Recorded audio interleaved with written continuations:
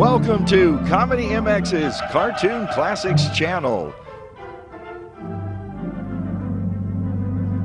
Binge out on the animated Superman, Popeye, Bugs Bunny and Friends, Technicolor classic tunes, animators UB Iwerks and Max Fleischer, Mickey Mouse, Betty Boop, and all your cartoon favorites.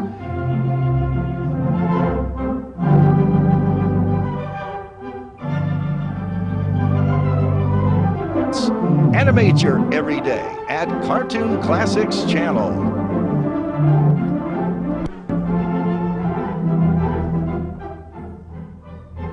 So return with us now to those golden days of yesteryear.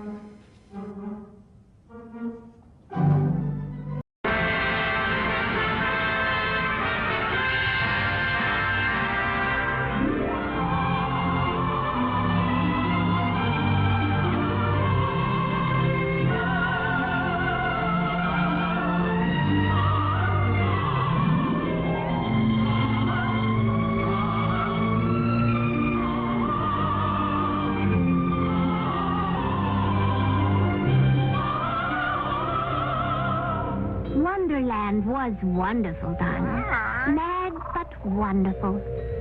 But Madeline lives in Paris. Paris. That's a Wonderland that's real.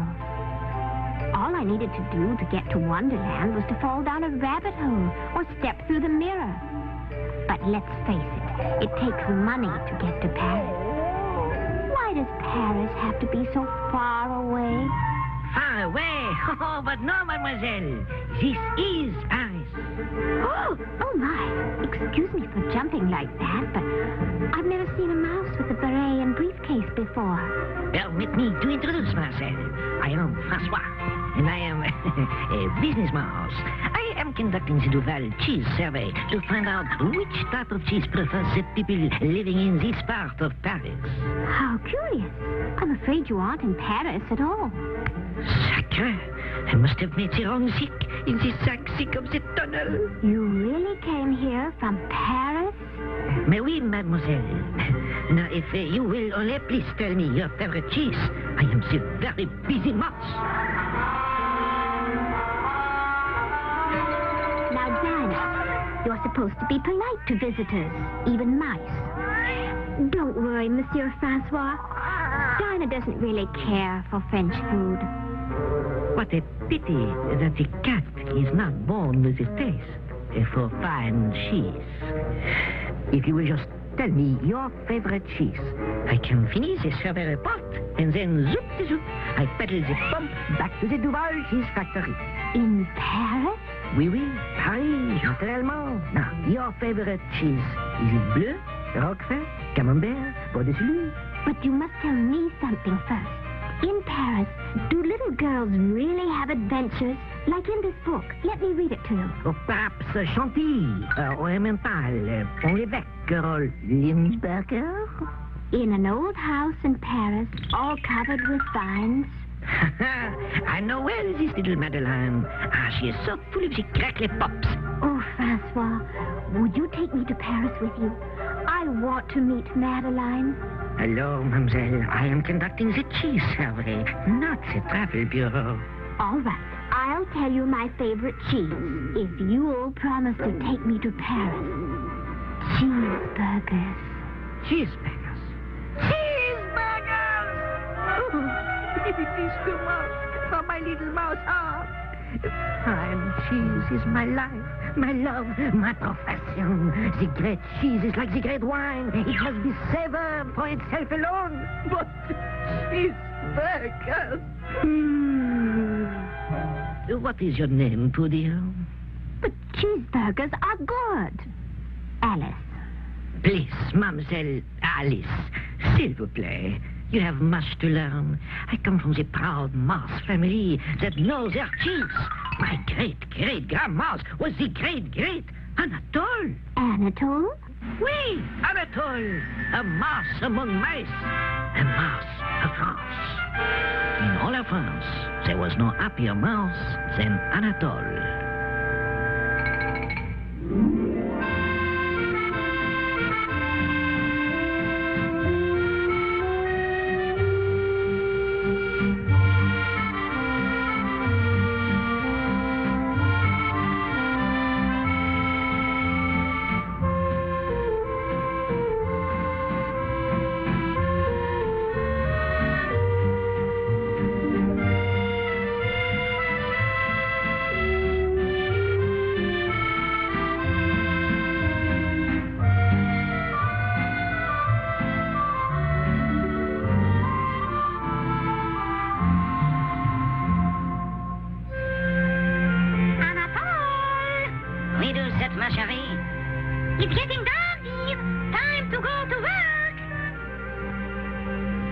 Good night, Papa.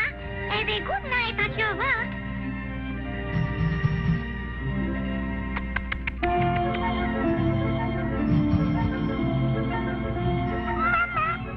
Where does Papa work every night?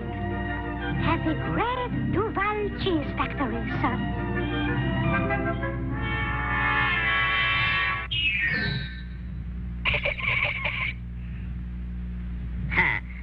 Good evening, cheese testing room.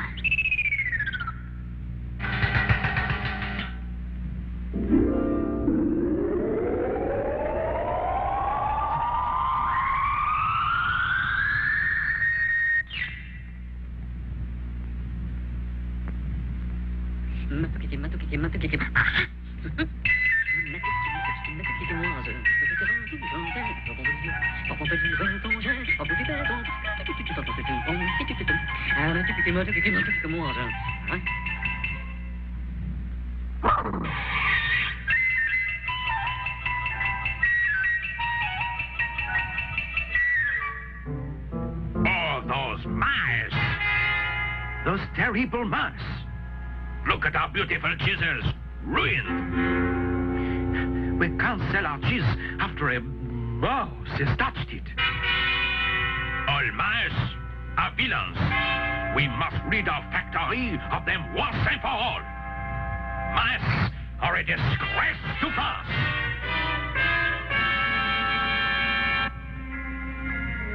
I never dreamed that people disliked us so. I only took just enough for our little family. Oh, it's awful to be so unwanted. What a pity. We have nothing to give people in return for what we take.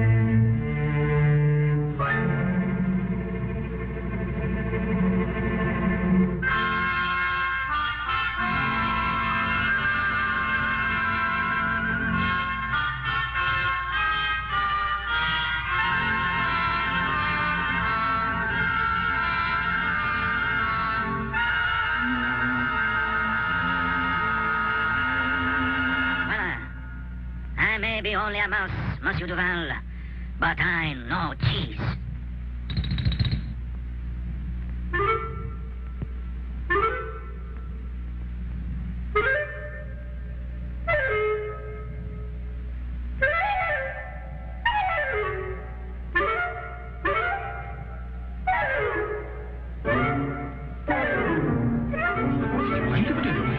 What is going on here? For those little signs here?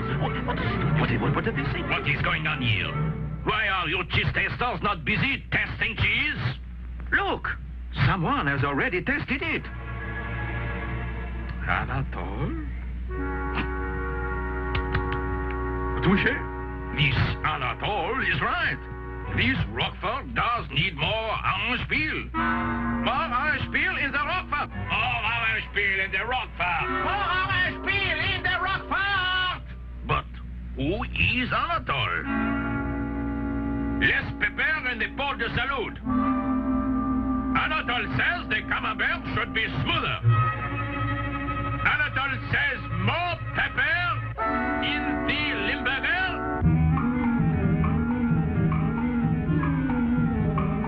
People are buying our cheese as fast as we can make it. Anatole, whoever he is the finest cheese tester in France. I must meet him tonight and thank him personally. You're doing a fine job, dear. Monsieur Duval's cheese is better than ever, but maybe a smidge less salt in the cheddar! When Monsieur Anatole arrives, I shall kiss him on both cheeks. Mwah! Mwah!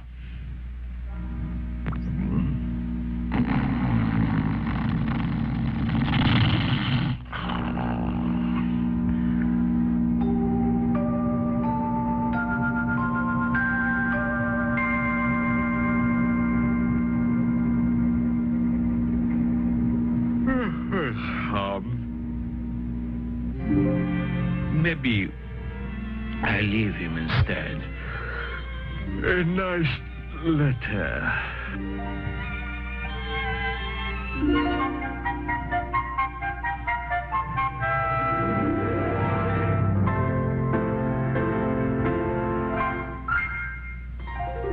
And look, Toussaint, look. A letter from Monsieur Duval. You are to be first vice president and chief cheese taster. You are a credit to mouse and country. I am now ready to meet Monsieur Duval. At last, he will change his opinion of mice.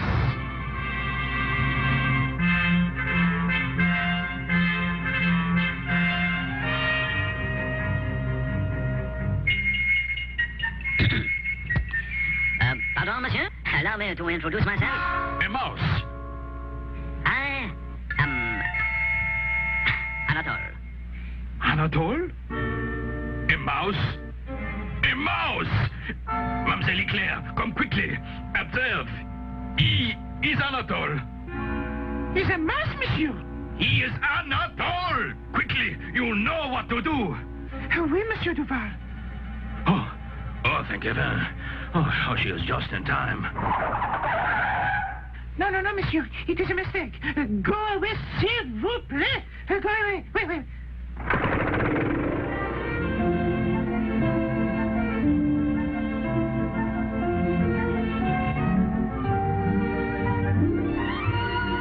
Yes, in all of France, there was no happier mouse than Anatole. You can be proud of your great-great-grandmouse, Monsieur Francois.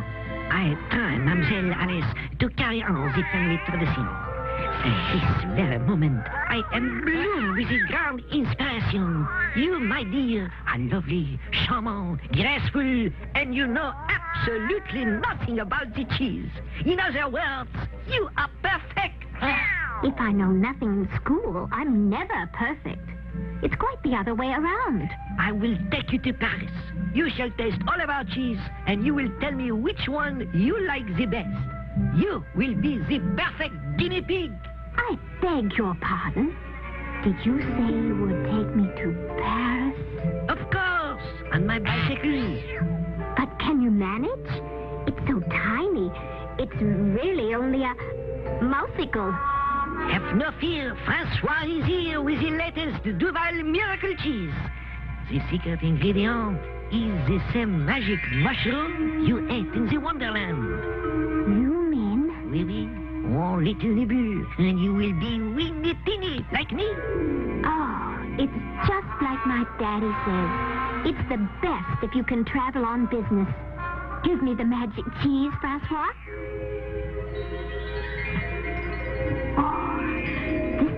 Makes me feel all nibbly-wibbly.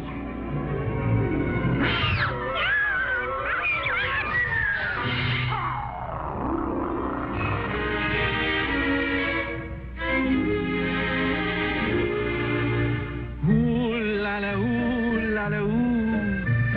I'm here and so dear are you. Just la la oui, la la do. Out for a gay rendezvous. Watch la la, la la dust. Got to make Paris so bus. And since we're feeling this way, there's only one thing to say. Ooh la la, ooh la la, ooh la la, ooh. I'm here and so are you. And now, Mademoiselle Alice, you are in Paris. We are at this very moment passing directly under the Champs-Élysées. Right over the head is the famous Eiffel Tower. And here, exactly above us, is the Cathedral de Notre Dame. Isn't it thrilling? But I can't see anything. I didn't come to Paris just to ride through the sewers. I want to see Madeline. I have the fear that we have come on the exact wrong moment. I forgot about the bad hat. Madeline has a bad hat? No. The Spanish ambassador has the bad hat. Did Madeline ruin the ambassador's hat? No. The ambassador's little boy was always a bad hat. How curious. How can a boy be a hat? A bad hat, Alice. That is what he is. Do you know that he poked the little holes in the cheddar cheese I brought here? And then he told the little girl that it was Swiss? That little girl said she's good. And that is not the all. This little boy was a bad hat from the very first day it come to pass. I will tell you the story. It started right here. In an old house in Paris, covered with vines, lived 12 little girls in 2 straight lines.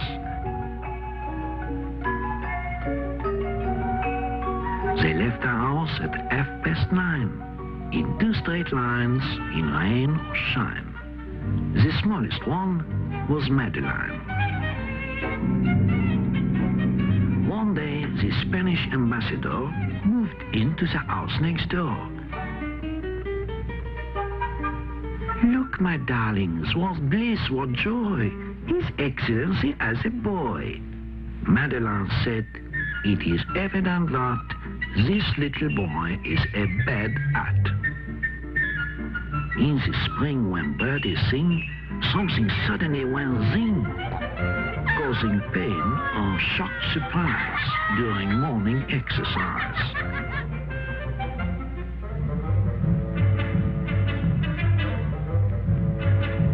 On hot summer nights, he ghosted.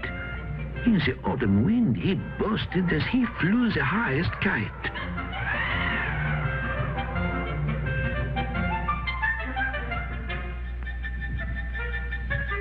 Year in, year out, he was polite.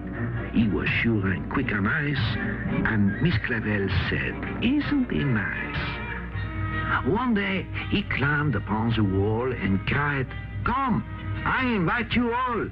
Come over sometime and I'll let you see my toys and my menagerie, my frogs and birds and bugs and bats, squirrels, hedgehogs, and 2 cats.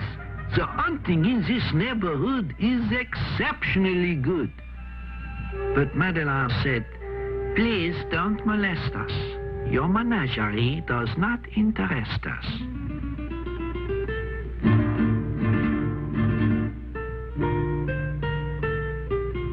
He changed his clothes and said, I bet this invitation they'll accept.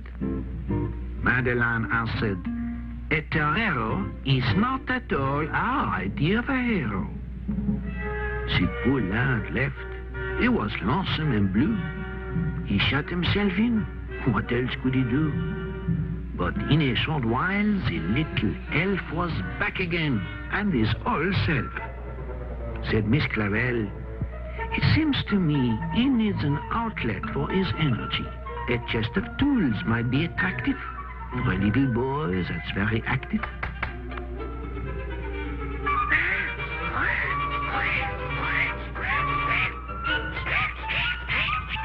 I knew it. Listen to him play. Hammering, sawing, and working away. Oh, but that boy was really mean. He built himself a guillotine.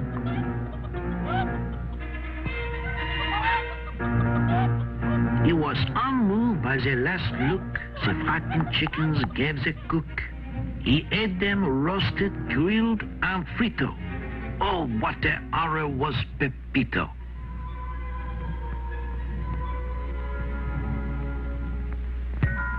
One day, when out to take the air, Madeleine said, oh, look who's there. Pepito carried a bulging sack.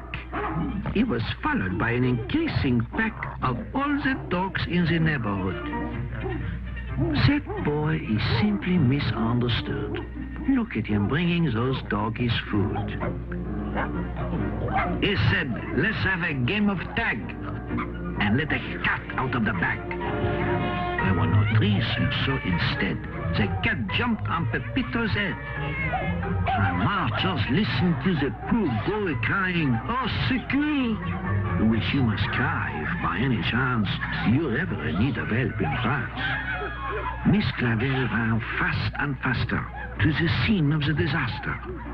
She came in time to save the bad hat, and Madeleine took care of the cat. There was sorrowing and pain in the embassy of Spain.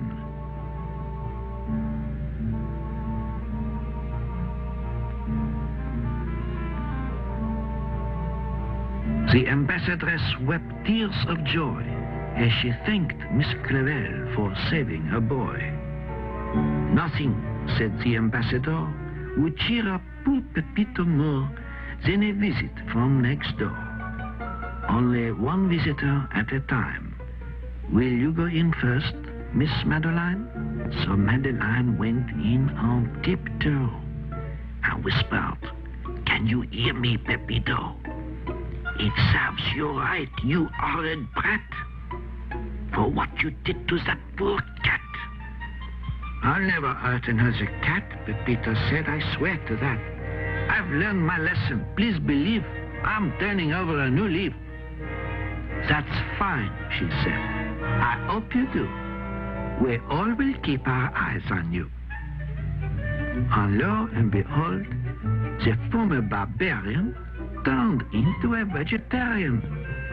And the starling and turtle, the bunny and bat, went back to their native habitat.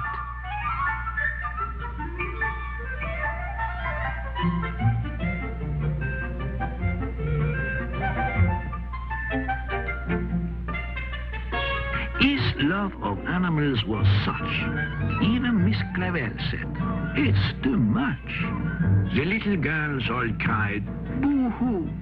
But Madeline said, "I know what to do." She said, "You are our pride and joy. You are the world's most wonderful boy."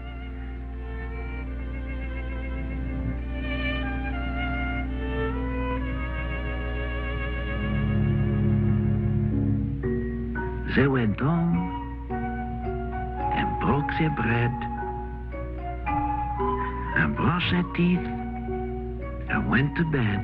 And as Miss Clavel turned on the light, she said, "I knew it would all come out right."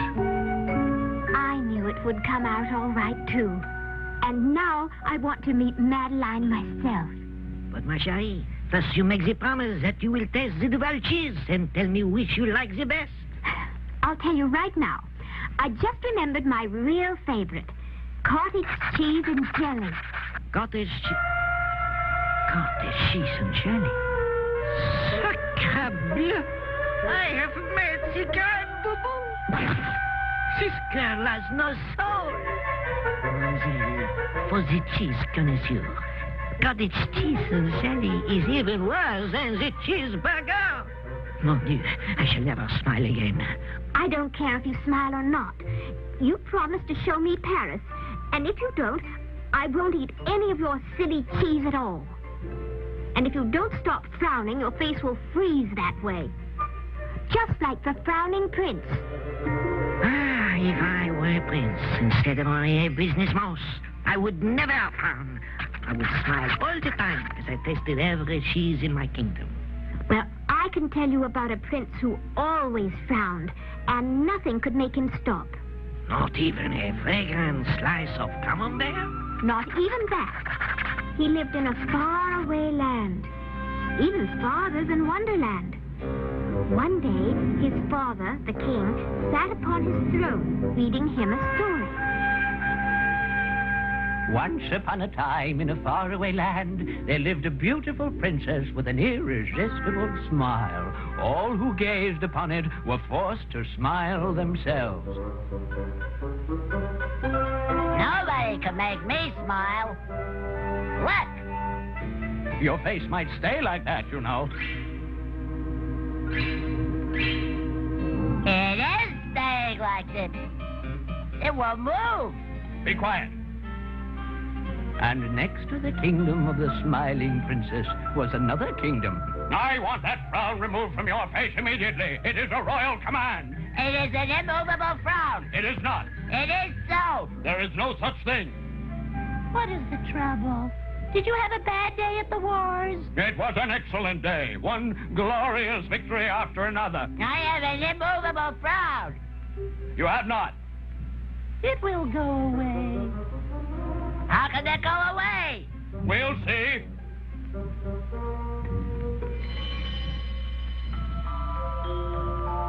for the jesters.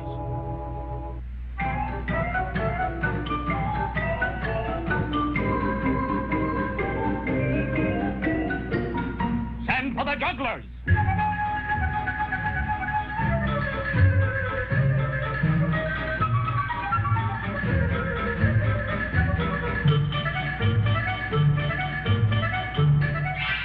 Send for the tumblers.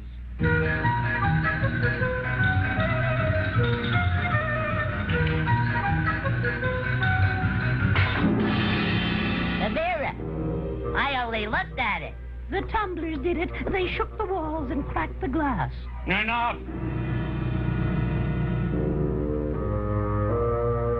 Anyway, I have an immovable frown. You have not. It's past my bedtime. There is no such thing as an immovable frown. There is no such thing as an immovable frown. There is no such thing as an immovable frown. There is no such thing as an immovable frown.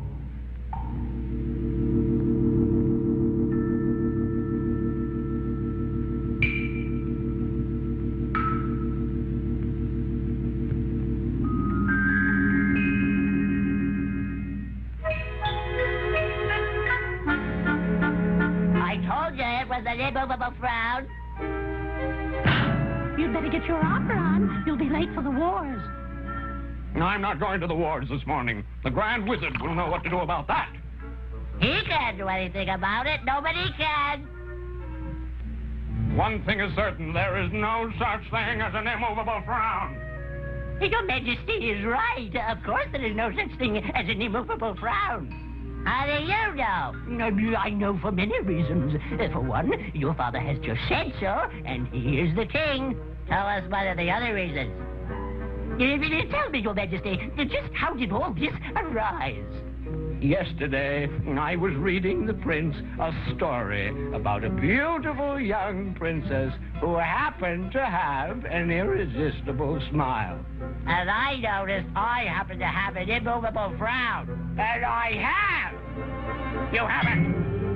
And the Grand Wizard agrees with me. That scowl of yours can be removed. Of course! How? You call in somebody with an irresistible smile. Oh? It won't do any good. I really have got an immovable frown. You have not. It cracked the mirror in the throne room. Why not call in the princess? Unfortunately, the book says that the young princess with the irresistible smile lives in a kingdom that is far, far away. This kingdom of yours is a faraway land, Your Majesty. And if two lands are both far away, they must be close to each other. But there is no kingdom nearby except the one we are having the wars with. Well, then that must be the very one. Invite this other king and his family over for the weekend. What a pity we never have met socially. Since our great-grandfather's time, the wars have been going on without interruption. It seems like a great deal of bother merely to get rid of a frown. Look! What has he done to that potted plant? I only frowned at it. It was such a particularly healthy specimen, and besides, just before you arrived, I gave it an injection of my new miracle plant potion. That might explain it. Come! I have decided to call off the wars.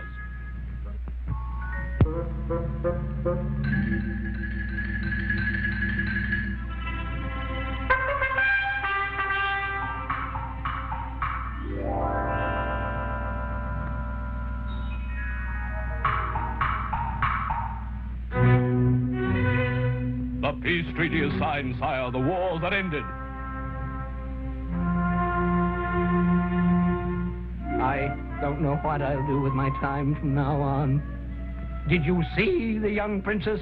Yes, Your Majesty. I gazed upon the princess myself. She has an irresistible smile. Very good. Let us prepare to entertain our royal guests for the weekend.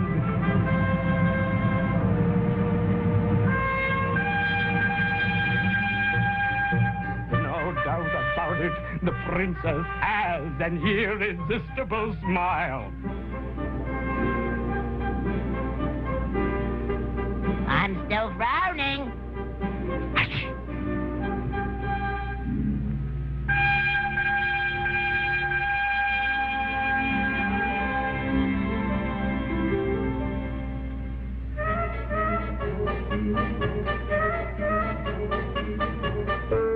Put down that trumpet and say hello. Hello. Smile, girl, smile.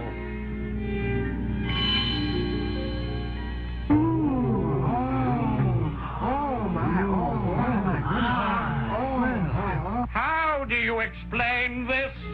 It can't be explained. No frown can resist an irresistible smile. Except an immovable frown? You're right, Your Majesty. And the prince has one. That's what I kept telling you, see? He said so too.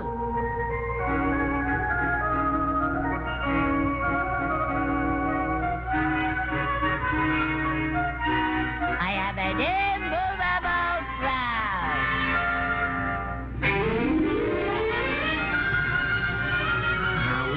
And if you would give me my way and taste my cheeses, my frown will go away too. Look, we are here. My business address. The Dural Cheese Factory. The most beautiful place in all of France.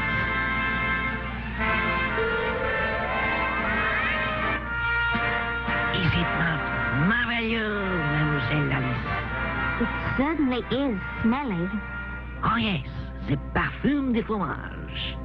And now, you will take the little bites from each cheese and I will make the little knots.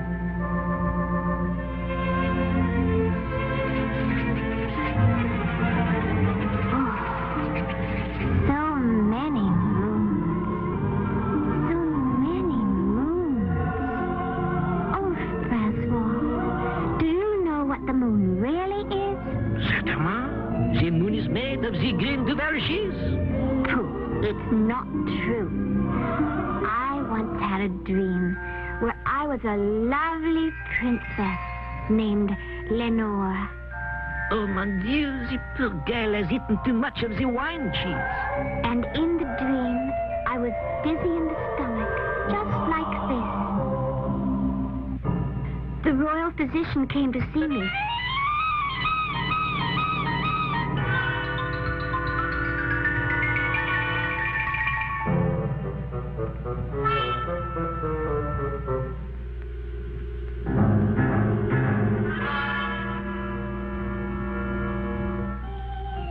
And my father, the king, was very worried. I want you to get well again. Is there anything your heart desires? Yes, I want the moon. If I can have the moon, I will be well again.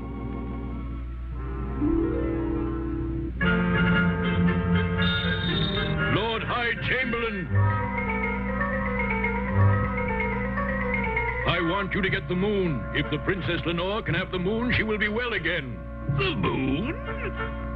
Yes, the moon. Get it tonight, tomorrow at the latest.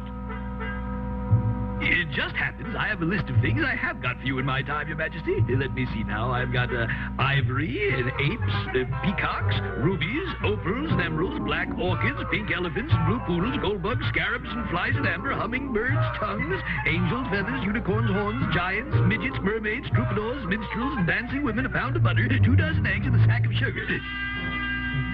Sorry, my wife wrote that in there. I don't remember any blue poodles. It says blue poodles right here on the list, and they are checked off with little check marks, so there must have been blue poodles. Never mind the blue poodles. What I want now is the moon. But the moon is out of the question, Your Majesty. It is 35,000 miles away and is bigger than the room the princess lies in. Furthermore, it is made of molten copper. I cannot get the moon for you. Blue poodles, yes. The moon, no.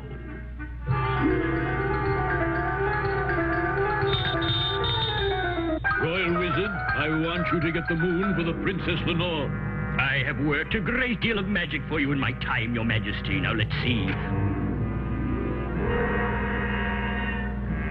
I have squeezed blood out of turnips for you, and turnips out of blood. I have produced rabbits out of silk hats, and silk hats out of rabbits. I have conjured up flowers, tambourines and doves out of nowhere, and nowhere out of flowers, tambourines and doves. I have given you 7-league boots, the golden touch, and a cloak of invisibility. I got horns from Elfland, and gold from the rainbow. What I want you to do now is get me the moon. The Princess Lenore wants the moon, and when she gets it, you'll be well again. Impossible. It is 150,000 miles away. It is made of green cheese, and it is twice as big as this palace. Nobody can get the moon.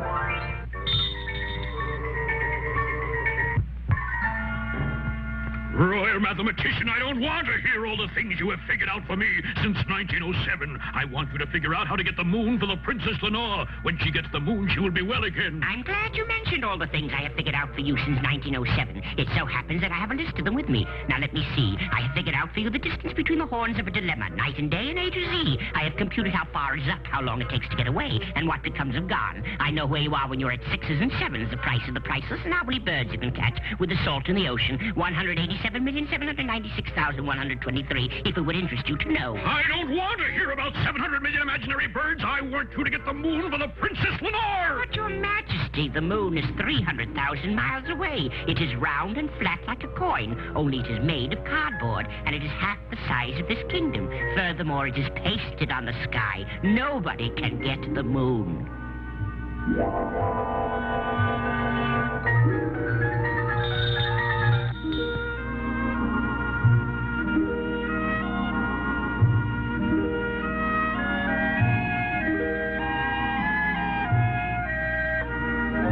What can I do for you, Your Majesty? Nobody can do anything for me. The Princess Lenore needs the moon, but nobody can get it for her. And every time I ask anybody for the moon, it gets larger and further away. They are all wise men, and so they must all be right. If they are all right, then the moon must be just as large and as far away as each person thinks it is. The thing to do is find out how big the Princess Lenore thinks it is. I never thought of that. I will go and ask her, Your Majesty. Have you brought the moon to me? Not yet, but I will get it for you right away. How big do you think it is? It is just a little smaller than my thumbnail, for when I hold my thumbnail up at the moon, it just covers it. And how far away is it? It is not as high as the big tree outside my window, for sometimes it gets caught in the top branches. It will be very easy to get the moon for you. I will climb the tree tonight when it gets caught in the top branches and bring it to you. What is the moon made of, Princess? Oh, it's made of gold, of course, silly. Anybody knows that.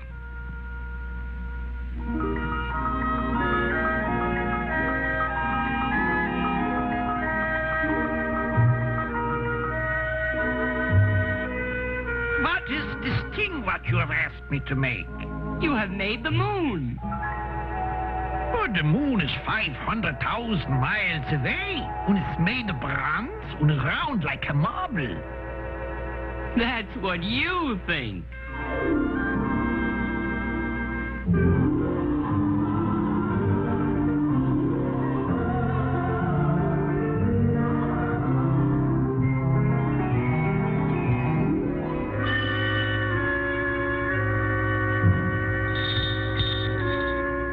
We must keep the Princess Lenore from seeing the moon in the sky tonight. Think of something. I know just the thing.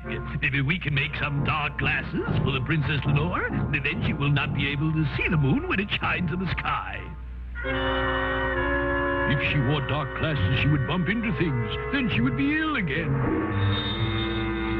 We must hide the real moon from Princess Lenore. How are we going to do that? I know what we can do.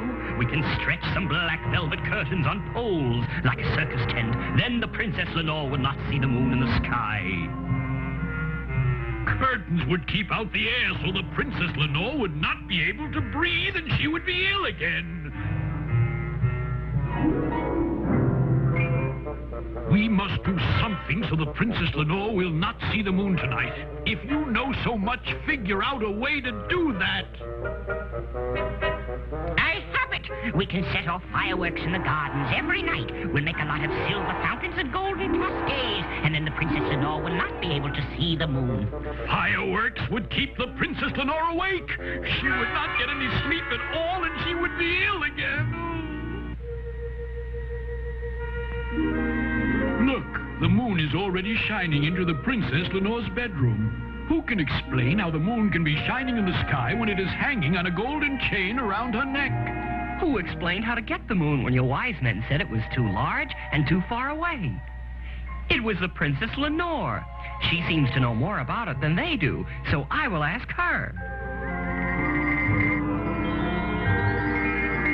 Tell me, Princess Lenore, how can the moon be shining in the sky when it is hanging on a golden chain around your neck? That's easy, silly. When I lose a tooth, a new one grows in its place, doesn't it? And when the royal gardener cuts the flowers, other flowers come to take their place. Of course. I should have thought of that. It's the same way with the daylight. And it is the same way with the moon. I guess it's the same way with everything.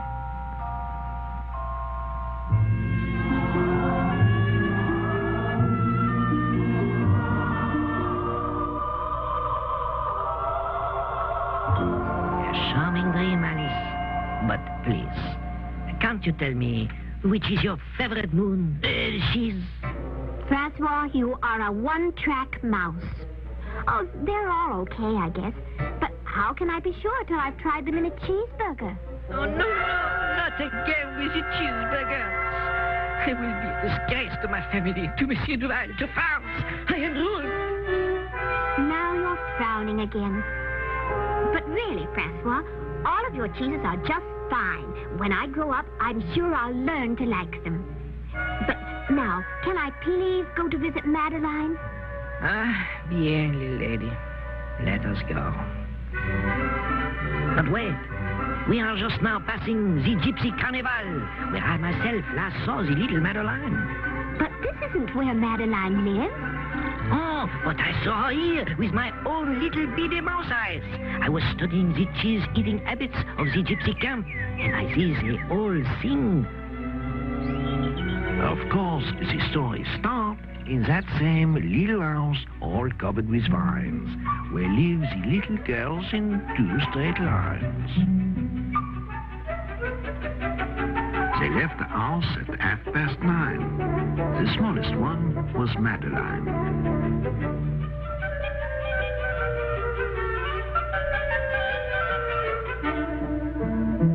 In another old house that stood next door lived the son of the Spanish ambassador. Pepito's parents were away. He had no one with whom to play.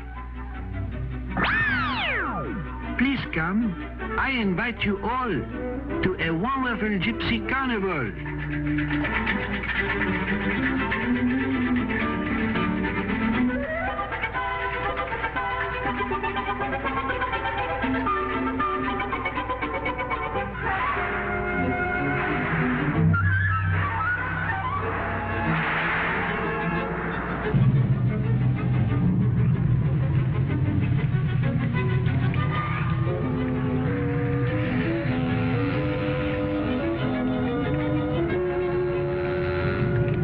Children, off with these things. You'll eat in bed.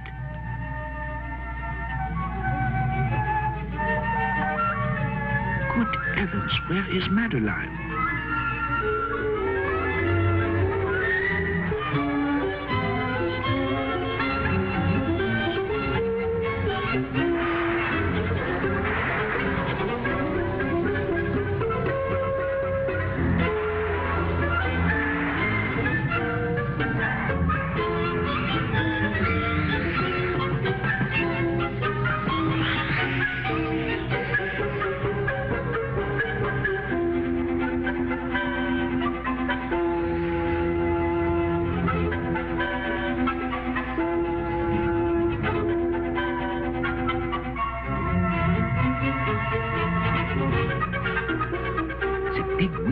folded as a tent.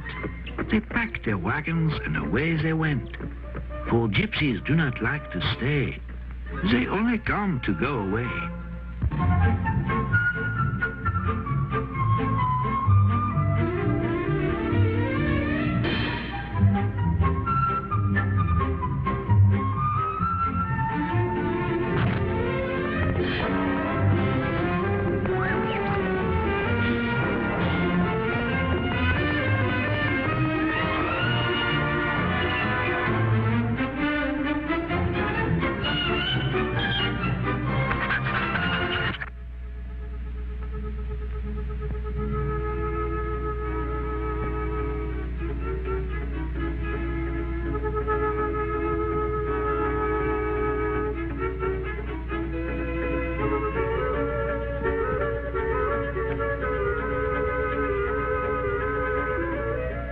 Thank heaven, she said, the children are well.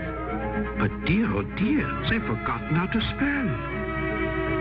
She studied the postmark, then fast and faster, they rushed to the scene of the disaster.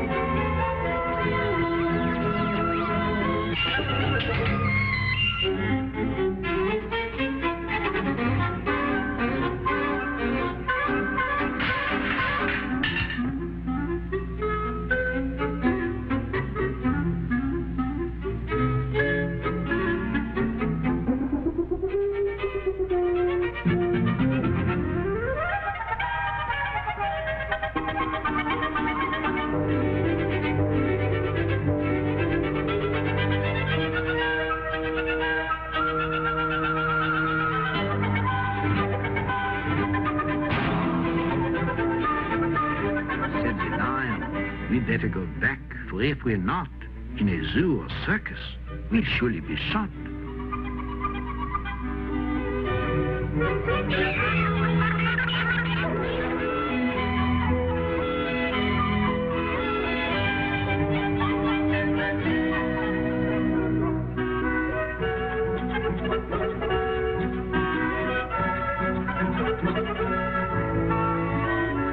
Pepito said, no work and all play. It's no fun if you have to do it all day.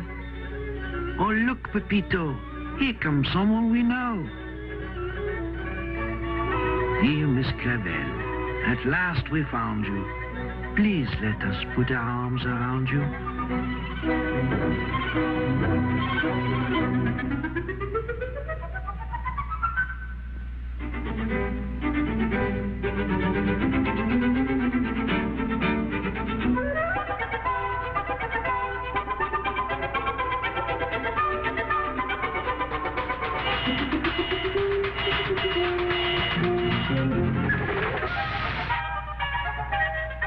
The best part of a voyage, by plane, by ship or train, is where the trip is over and you are happily home again.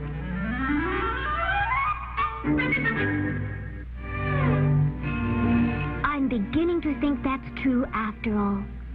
But I don't want to go home again until I see Madeline. It's my dream to be like her. Ah, we all have the dreams, little Alice.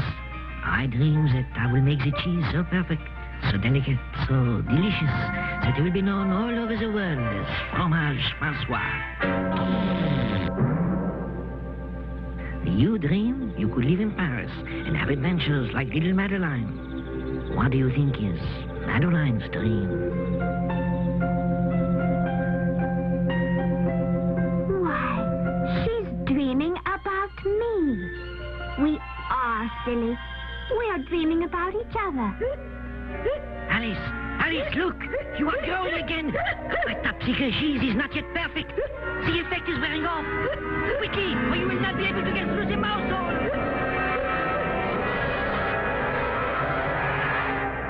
Perhaps your cheese needs a little more magic musk.